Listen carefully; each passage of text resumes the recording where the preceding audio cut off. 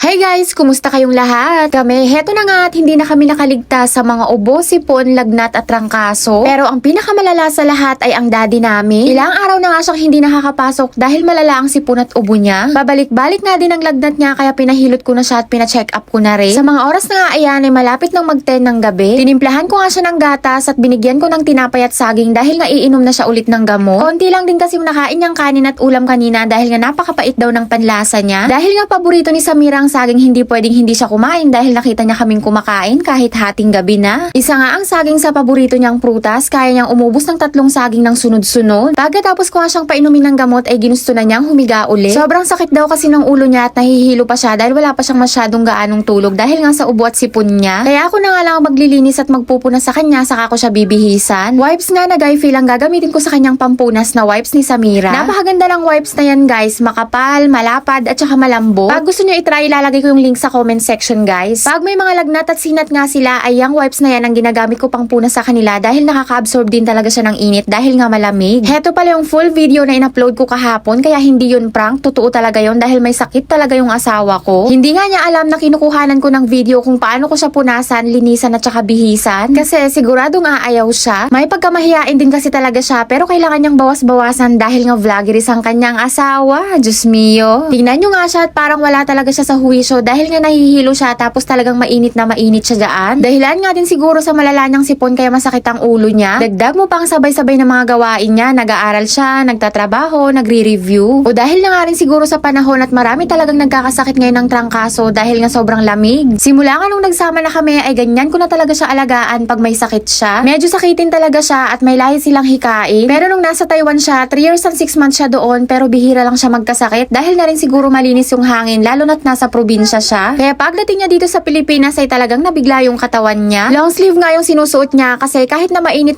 siya ay nilalamig siya, nagchichill nga siya. Pagkatapos ko nga siyang punasan sa katawan ay sa baba naman. 12 years na nga din kami mahigit nagsasama kaya hindi na siya nahihiya sa akin at wala na kaming hiya sa isa't isa.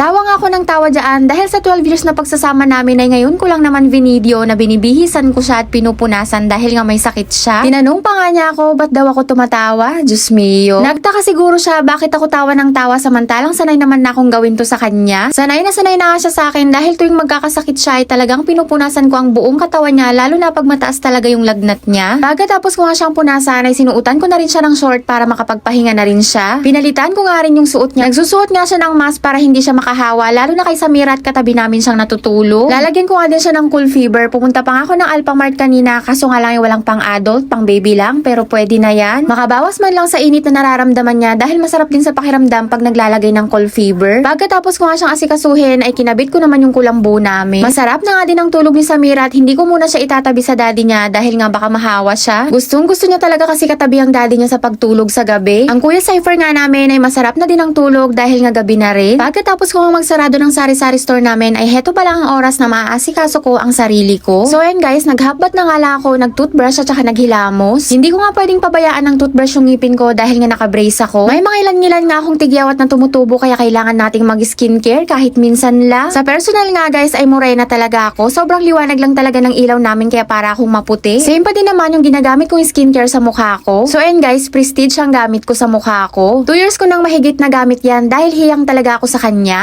Yung blue na pinakita ko sa inyo guys, ayun yung ginagamit ko ngayon pang maintenance. Etong pink naman ay rejuvenating set. Gumagamit ako ng rejuvenating set after 5 months or 6 months. So ayan guys, nag-toner na nga muna ako. Hindi ko nga masyadong kinukuskus yung bulak sa mukha ko, parang dampi-dampi lang. Tapos night cream, paubos na nga yung laman. Pero syempre guys, hindi naman gabi-gabi nagagawa ko talaga yan. Minsan talaga hilamos na lang tapos tulog na. Pag nag-absent ako last night, sinisigurado ko ngayong gabi ay makapagpahid dapat talaga ako. Kung want nyong itry tong Prestige guys, ilalagay ko na lang yung link sa comment section. Kung mapapansin nyo guys, may konting balat-balat pa yung mukha ko dahil halos katatapos ko lang gumamit ng rejuvenating set. Parang pang 3 days ko palang atang gumagamit ng maintenance. At kung mapapansin nyo guys, maitim talaga yung labi ko kahit sa personal, dati pa yan kahit nung bata pa ako. Kaya lagi din talaga ako gumagamit ng lip tint. Nagpahid nga ako ng petroleum jelly sa lips ko ngayon kasi nagbibitak dahil din sa brace at sa malamig na panahon. At napansin ko din, start nung kinabitan ako ng brace, talagang nagdadry yung lips ko lagi. Syempre, bago matulog, wisik-wisik lang ng konti ng pabango para fresh naman.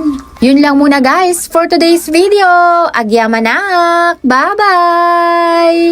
Ma-share ko na nga lang pala sa inyo guys na seller kami ng expanded and perforated, available in stainless and BI. Direct kami sa factory kaya sakto sa presyo at makakasigurado kayong good quality ang marireceive yung item. Pwedeng gamitin ito sa screen door, windows, dryer, speaker, kalkal, motor pipe or tambucho, filter, organizer, cage, commercial at marami pang iba. Available din po ang magpa-laser cutting ng stainless, BI at acrylic. Pwede din po mag-order ng plain sheet, metal at acrylic.